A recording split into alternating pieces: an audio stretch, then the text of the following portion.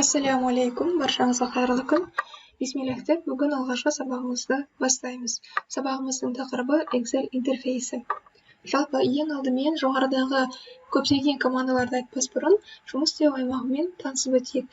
Бұл бізде деректерді енгізуге және оларды өңдеуге арналған жұмыс істеу аймағы.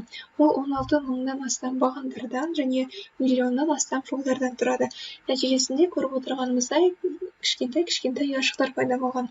Ал егер біз бірнеше ұяшықты алатын болсақ, біз оны диапазон деп атаймыз. Енді кез келген операция қандай да бір команда арқылы орындалады. Осы командаларды және әртүрлі құралдардың қай жерде екенін білу үшін біз Excel интерфейсімен танысамыз. Сол жақ жоғарыдан бастасақ, 3 түрлі белгіні көруге болады. Бірінші белгі бізде сақтау.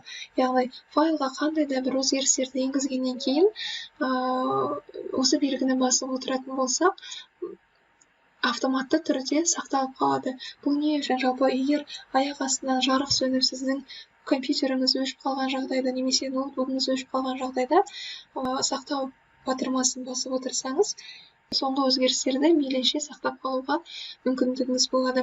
Келесі бізде қайтару батырмасы.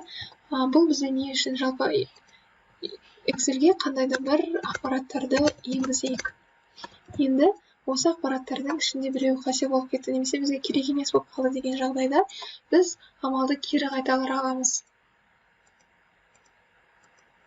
Көріп отырғандарыңыздай барлығын кері қайтарып тастадық, немесе бұны Ctrl-Z пернесі арқылы орындасаңыз да болады. Енді келесі белгі бізге осы белгіге қарама қарсы белгі, яғни алып тастаған, жойып жіберген амалдарымызды кері қайтаруға арналған белгі.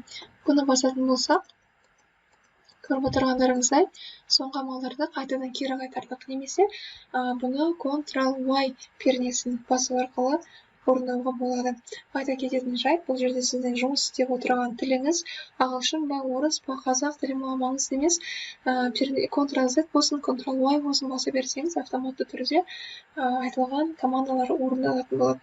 Келесі белгі бізде төмен қарап тұрған үшбұрыш белгісі. Бұл жалпы осы жерде біз жылдам панель деп айтамыз.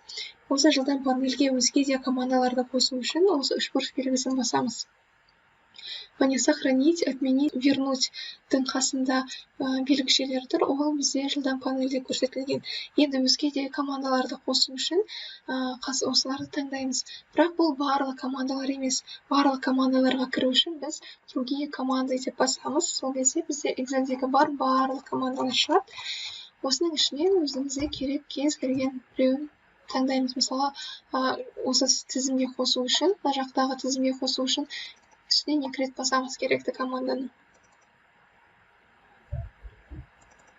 Көріп тұрсыздар, тізім жаңарды, окейді басамыз.